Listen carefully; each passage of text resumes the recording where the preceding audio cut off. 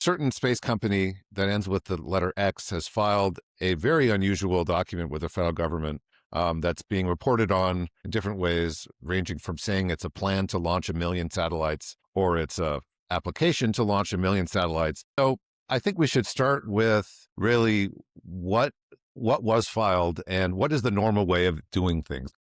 No, okay. So other than the you address some of the points like orbital debris mitigation and things like that. I imagine satellite lifetime and things like that.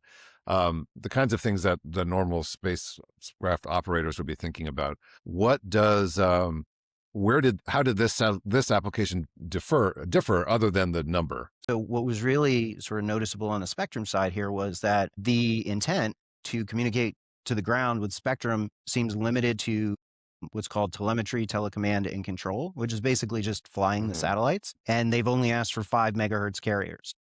And my colleague, Chris Bear, who I get to work with here at WBK, was sort of the first one of us to figure out, oh, they must be doing, and I say must, but we're speculating. Sure. They must be relaying this data to Starlink through their optical system. So all of supposed to tell them what you're going to do, but those things change. And so we have seen applicants come in and say, hey, we're going to do this one thing.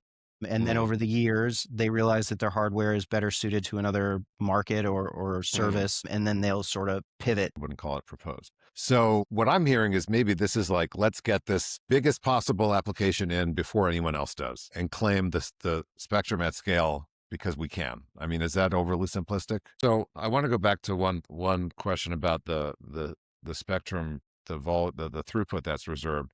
So then this would certainly seem to be in that category, 1 million satellites. I mean, surely they would, if it was my job to take that seriously, I would want a schedule. I would want, how are you going to launch 1 million satellites? I would want, I don't know. The other option is and I don't know how this will work, they'll dispose it into the sun.